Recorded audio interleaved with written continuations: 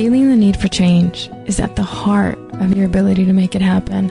Welcome to Turning Inward. I'm Vivian Carrasco, your midwife, teacher, and host for this podcast. Together, you and I are going to navigate the interior life, and we're going to do that by unearthing our personal truths, our own insight, and our inner knowing. These are weekly teachings that are brought to you by hard-nosed scientific evidence, focused on spiritual direction with integrity and self-awareness. In 2 words, this is your inner work. Hi. Hi, I'm so happy to be with you. We did some pre-show, and I thought it was important to just sort of mention that out loud, because you said, tell me about your people. Who's listening? What are they listening for? And I said something that just sort of resonated, and this idea that we make choices in our lives, and sometimes those choices make us feel like something has to die in order for something else to be born. And the image that's coming to mind is a seed, or even a caterpillar.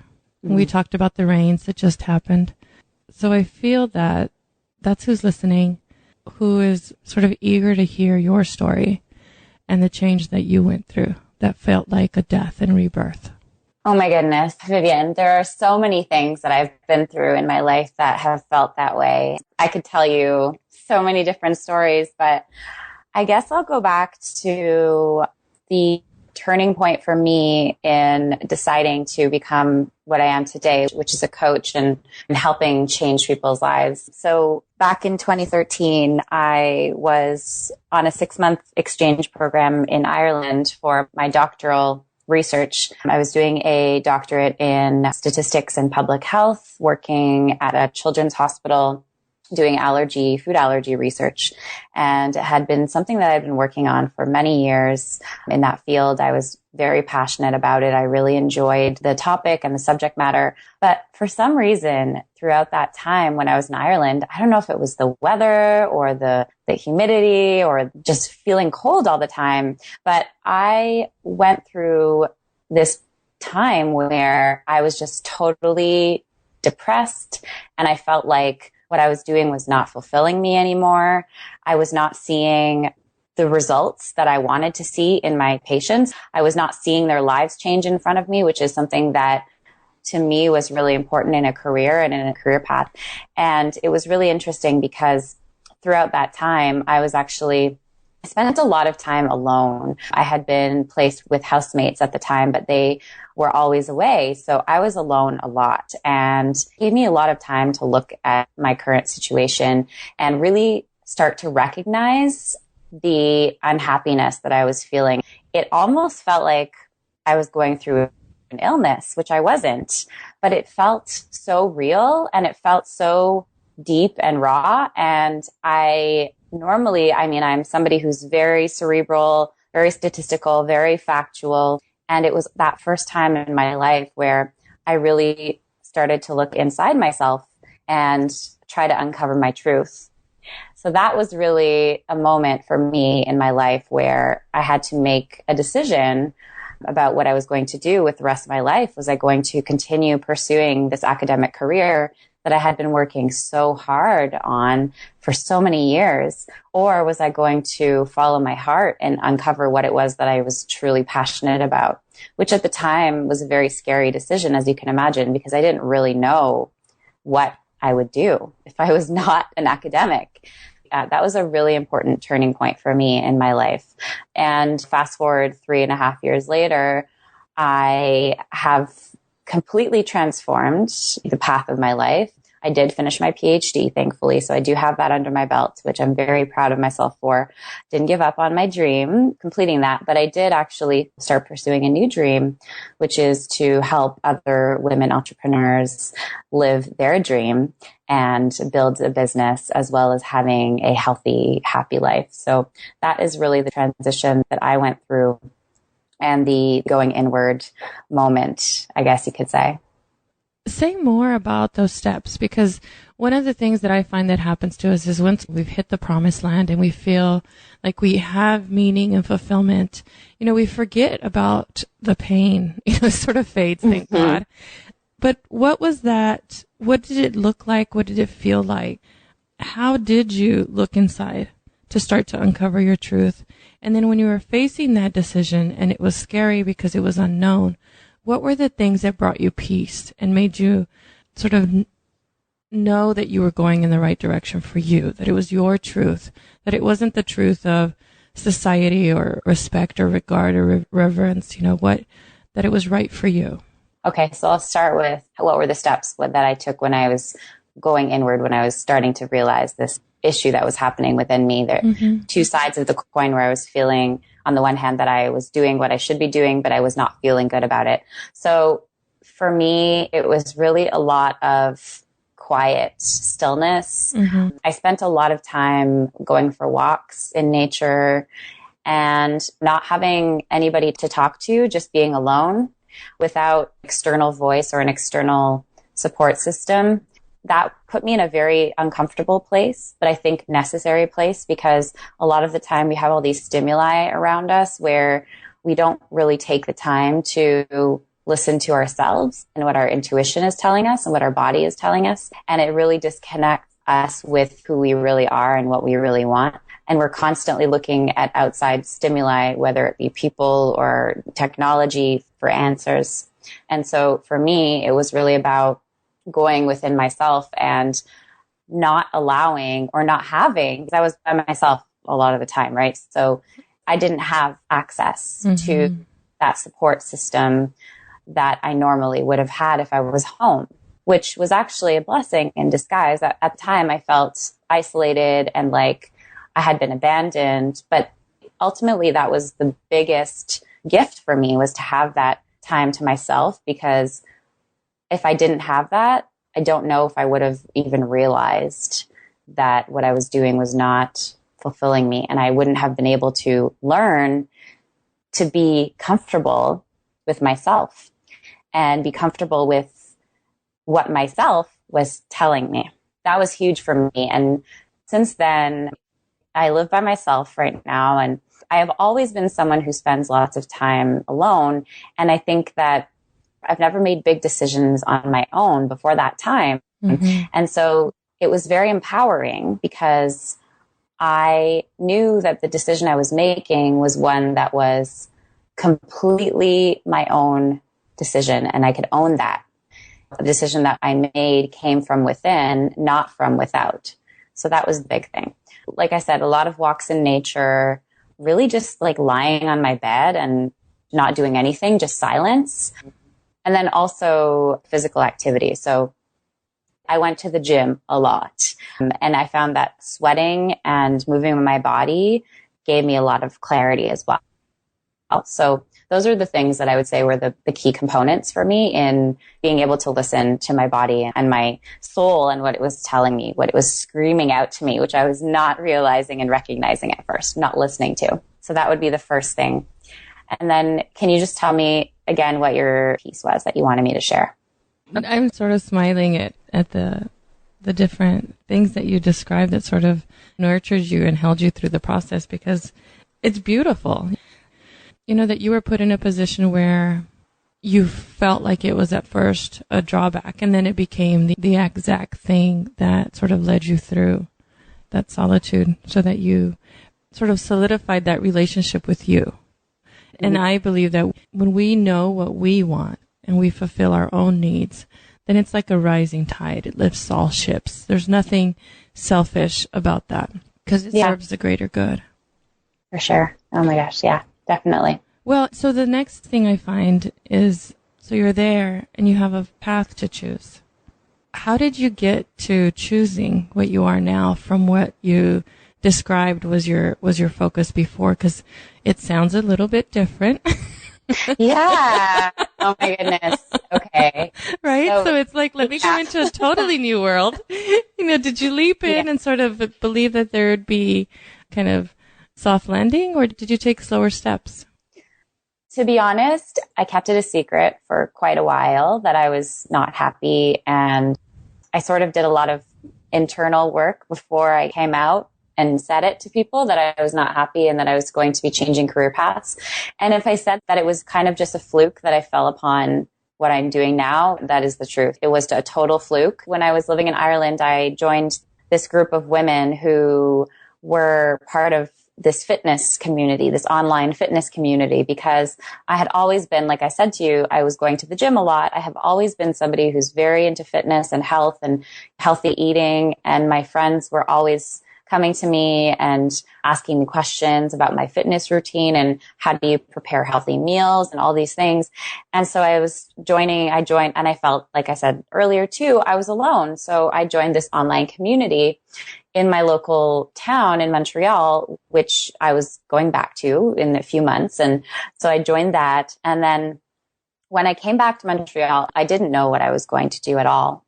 I had made this decision that I was not going to be pursuing academia once my PhD was over, but I still had about a year and a half to kind of make that choice of what I was going to do next, because I did still have about a year and a half left in my PhD. So I did have a little bit of wiggle room and cushion in terms of like, oh, it doesn't have to happen right now.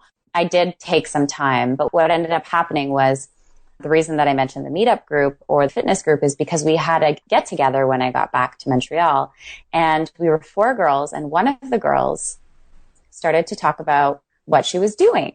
And she was telling us that she was part of this school, and it was an online course, and she was learning all about health and nutrition, and she was going to be able to coach people and give people advice on their nutrition. And I was like, oh my gosh, that's what I need to do. And so after that conversation, I got back in touch with her and I asked her for the information for the school. And a few months later, the next session that came up, I enrolled in Institute for Integrative Nutrition to become a certified health coach. That's really how it happened.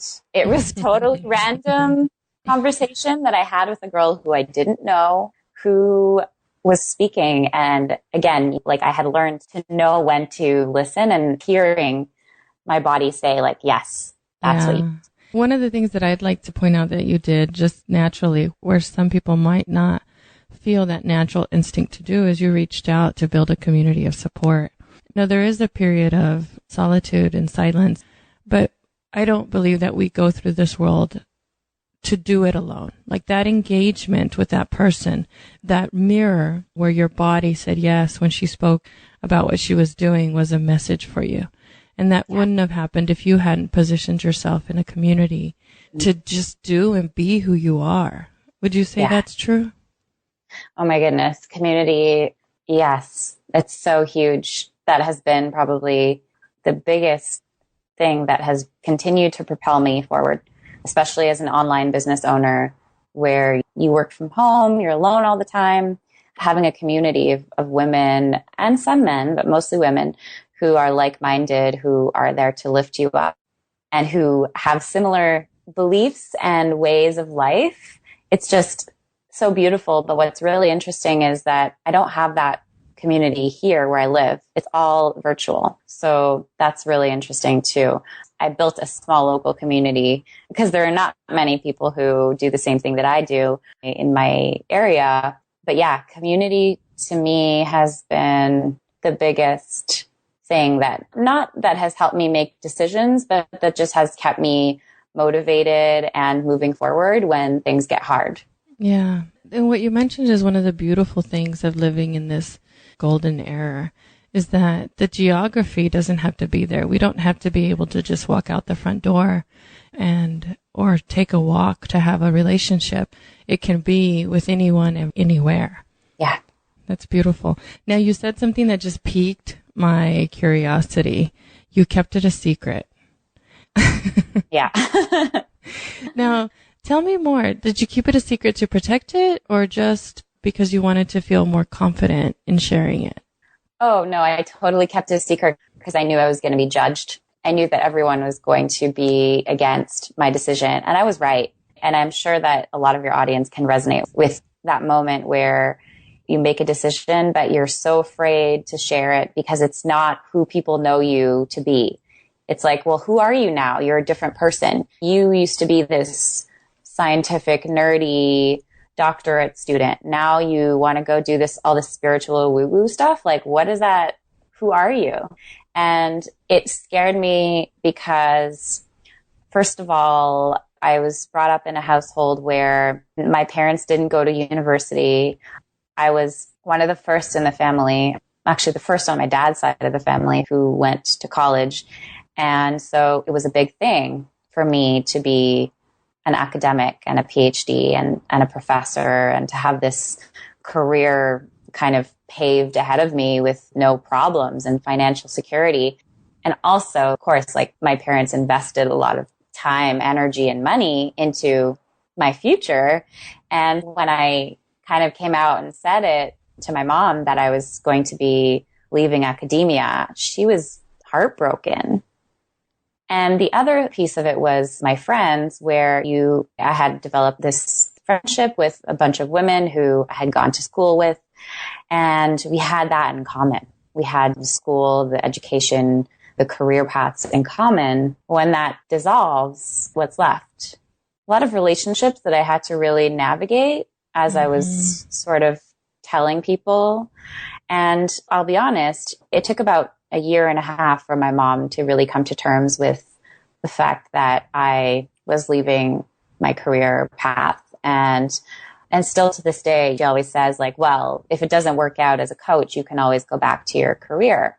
And so she still says that years later. And I don't think that's uncommon. I think that's very standard especially as an entrepreneur, because you're taking a risk and going out on your own. And the status quo is not that. Not yet, anyway. I think our world is changing rapidly, but I still think that the financial security of having a long-term career position in a university is very attractive to most people. And the friend thing, I'll admit too, that I have lost friendships because of this change. Not because they decided not to be friends with me anymore because I was becoming an entrepreneur. That's not it. But the fact that we just didn't understand each other anymore. They didn't understand the decisions that I was making, and they were constantly showing their disdain or judgment towards it. I mean, it wasn't really them that made the move to end the friendship. It was more my own intuition that sort of just stepped back and spent less and less time with people like that. Of course, when it's your family, it's difficult because they're your family. They're always around. So you can't really end the relationship with them necessarily. But oh no, I mean, it's totally shifted the interactions that I have with my family and close friends. And it's brought in a lot of new people into my community and support system, which is a blessing, really. So lots of interesting changes happen there. Yeah, and we share that in common because when I was growing up, someone asked me, I think in middle school, are you going to college? And I'm in Texas, so I thought College Station was near San Antonio. And I thought to myself, sure, I can take a trip. I mean, that was so funny. Yeah, so I understand kind of the way that people see you. And even now, I think sometimes I can walk into my grandmother's house and she's giving me a hug with total love. But I think that she's seeing me maybe when I was 7 and doesn't see who I am now. And we naturally do that. We see someone and we sort of have this statue of who they are and not allow them show us who they are right then.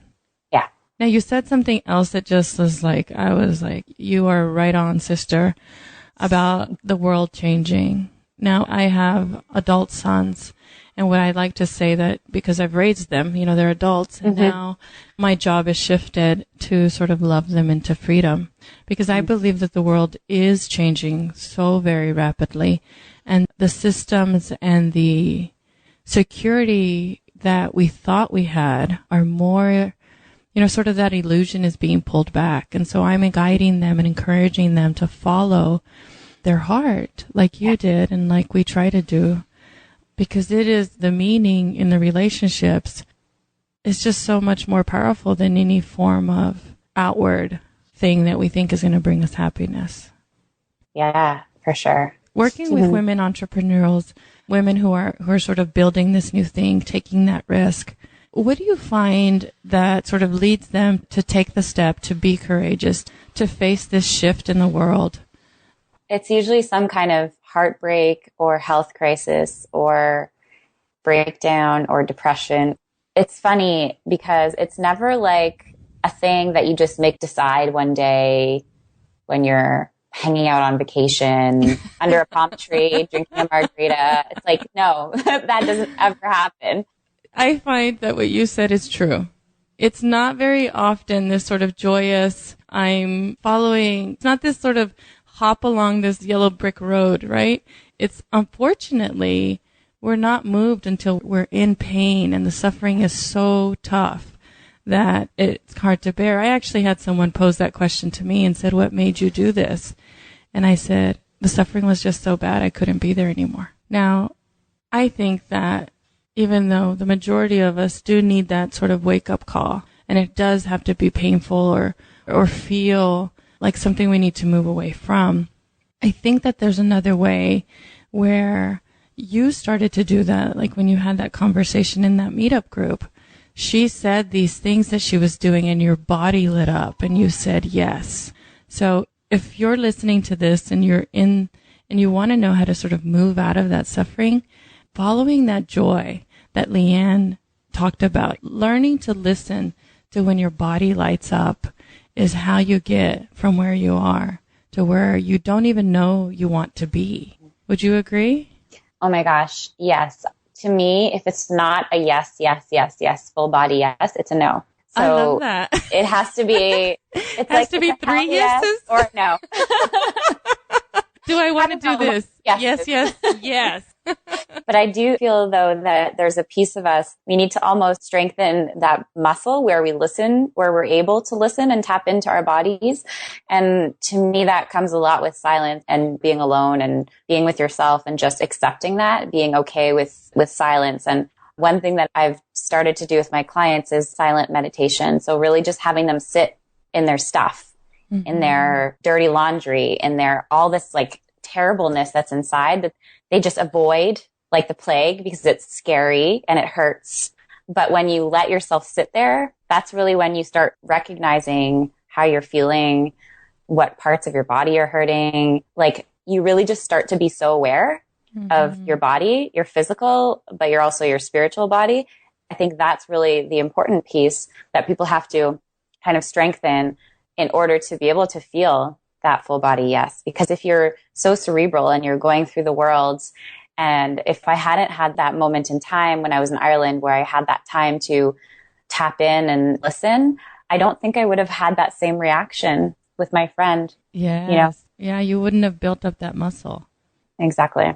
This idea of facing what's scary for us or even naming it, that I hear you saying will sort of allow you to dissolve it, to sort of make the monster under the bed go away. Yeah. And even as you were saying that, I was like, oh, I just could feel like the hurt and the yucky just coming out because you always remember it, right? Like you always, when you become so aware, it's part of you. Yeah. And it doesn't define you, but it's always part of you. And so as you were saying that, it was kind of taking me back. We're talking about this whole situation that I've gone through. I've described it many times, but you almost block out the yucky and the fear and you just focus on, well, life is so great now. But I feel like you have to acknowledge and always remember that piece, that transition that really happened in order to continue to grow. And especially if you're planning on helping others, that's what really is going to have those people resonate with you and draw them in to wanting to work with you and trusting you because they know that you've been through something. And so I think that that's huge. So this conversation has been like so uncomfortable, but in a good way for me. Well, and the other thing that I hear in your voice, and tell me where I'm wrong, is that we're never done growing. We're sort of moving through life. And I like to use the image of the seashell because we turn towards ourselves to find what we want, what we need, what's speaking to us. And then we turn outward to create that in the world and keep doing that. And it sort of spirals up. I find that the same mess that I saw 3 levels down is still here, but it's different. Yeah. And so in order for me to move up to that next level, I have to face this piece of it. And life is great, but I also know and trust that life can be even better. Now it brings me to this idea of receiving because, you know, sort of my hunch is the kind of way that you and I came up. It's almost like be grateful for this, for what you have. Why do you want more? Have you found that you've had to face that in your journey? Yes, but I'm always grateful. Here's the thing. I don't believe there's a destination. When I first started out as an entrepreneur, I would look up to women in entrepreneurship who were super successful. They had this big house, traveling around the world. Lianne, it's been such a joy to be with you, and I can't believe that our entire time has already gone by. Oh, no. So I want to ask you to share with everyone listening how they can find you, where they can learn more about you. Of course, thank you. So I'm all over social media. My favorite places to play are Facebook and Instagram, and you can find me on there as Lianne Soller, so just my name. You can also find me on my website, liannesoller.com, and you will be able to find lots of interviews that I've done, my blog, as well as some free gifts. So if you just go to my main website, liannesoller.com, you will get all of the goodies. And there's also a place to contact me as well. So if you want to contact me directly by email, I'd be happy to hear from you. Yes, go to Lianne's website and get all the goodies. Now, for folks that are moving through what you and I talked about, what sort of wisdom or insight do you want to leave them with as a next step? I would just say that you need to trust what your body is saying. You need to trust that yes, that you're feeling, and allow it to come through. So like I said, practicing really getting intimate with yourself and tapping in to your body and what you really feel inside, that will uncover your ultimate truth, and you will be able to say yes, and you'll recognize it, and just be open. Be curious, and you'll find it. Beautiful. Thank you so very much. If you want more help moving forward and breaking out of a negative mental pattern, I personally host an online community of practice for smart, successful women and a few super cool dudes that gives you more support, tailored training, and an unlimited professional coaching. Visit my digital home at viviancarrasco.com to learn more.